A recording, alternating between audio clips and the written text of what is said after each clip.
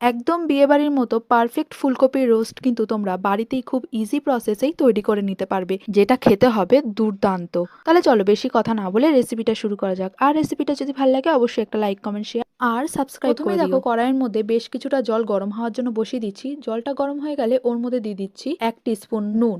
দিয়ে ভালো করে মিশিয়ে নিয়ে টুকরো করে কেটে রাখা ফুলকপিগুলোকে দিয়ে এই 2 থেকে 3 মিনিট মতো একটু ভাপিয়ে নেব। ফুলকপিগুলোকে কিন্তু আগেই আমরা টুকরো করে কেটে পরিষ্কার করে ধুয়ে নিয়েছি। এবারে একটা কড়াইয়ের মধ্যে সাদা তেল গরম করে নিয়ে ওর মধ্যে দিয়ে দিচ্ছি ব্লাঞ্চ করে রাখা ফুলকপিগুলোকে একটু লাল লাল করে ভেজে নেব। ফুলকপিগুলো যতক্ষণ ভাজা হচ্ছে ততক্ষণে চলো একটা মশলার পেস্ট রেডি করে নিই। একটা বাটির মধ্যে প্রায় 4 থেকে 5 টিস্পুন মতো একটু টক দইকে বেশ ভালোভাবে ফেটিয়ে নিয়ে ওর মধ্যে দিয়ে দেবো জিরে গুঁড়ো, ধনে গুঁড়ো, লঙ্কার গুঁড়ো, হলুদ গুঁড়ো দিয়ে খুব ভালোভাবে দইয়ের সঙ্গেই মশলাটাকে মিশিয়ে নেব। ওদিকে দেখো আমাদের ফুলকপিটাও বেশ ভালোভাবে লাল করে ভাজা হয়ে গেছে। এবারে ওটাকে তুলে রাখছি। এবারে কড়াইয়ের মধ্যে আরো কিছুটা সাদা তেল গরম করে নিয়ে ওর মধ্যে দিয়ে দেবো 1 ইঞ্চি মতো দারচিনি, 2টো এলাচ, 2টো লবঙ্গ। ফোড়নের খুব সুন্দর একটা গন্ধ বেরিয়ে গেলে ওর মধ্যে দিয়ে দেবো 2 টিস্পুন মতো জিরে আর কাঁচা লঙ্কা বাটা। মশলাটাকে একটু ভেজে নিয়ে ওর মধ্যে দিয়ে দিচ্ছি করে রাখা দইয়ের মিক্সচারটা। এই সময় কিন্তু গ্যাসের ফ্লেমটাকে একেবারে লো করে দেবে বা বন্ধই করে দেবে, কারণ দইটা কিন্তু ফেটে যাওয়ার সম্ভাবনা থাকে। অল্প জল দিয়ে দইটাকে বেশ ভালোভাবে কষিয়ে নেবো যতক্ষণ না পর্যন্ত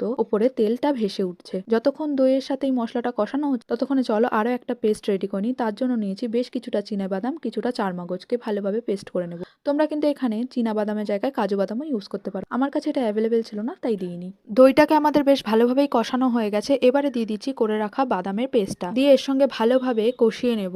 মশলাটাকে বেশ ভালোভাবে কষানো হয়ে গেলে ওর মধ্যে দিয়ে দেবো ভেজে রাখা ফুলকপিগুলোকে এই মশলার সঙ্গে 1 থেকে 2 মিনিট মতো একটু কষিয়ে নিয়ে এর মধ্যে দিয়ে দেবো পরিমাণ মতো জল। ফুলকপির রোস্ট যেহেতু একটু গামাখা হয় তাই জলের পরিমাণটা কিন্তু কমই দিয়েছি। এবারে 1 টিস্পুন চিনি আর স্বাদ মতো নুন দিয়ে ঢাকনা দিয়ে ঢেকে দেবো যতক্ষণ না পর্যন্ত ফুলকপির ভেতরে মশলার ফ্লেভারটা পুরোপুরি যায়।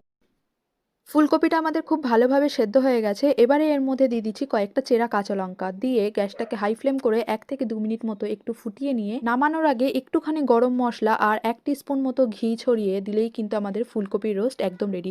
এটা কিন্তু নান, পরোটা, লুচি, ভাত, ফ্রাইড রাইস সবের সঙ্গে খেতেই দুর্দান্ত টেস্টি লাগে। তোমরাও কিন্তু বাড়িতে একবার এইভাবে ট্রাই করো। যেহেতু এই ফুলকপির রোস্টটা একদম নিরামিষভাবে করেছি তাই কিন্তু তোমরা নিরামিষ দিনেও এটা করতে পারো। আর যদি রেসিপিটা এইভাবে ট্রাই করে থাকো অবশ্যই কমেন্টে জানিও। দেখা হবে অন্য একটা ভিডিওতে।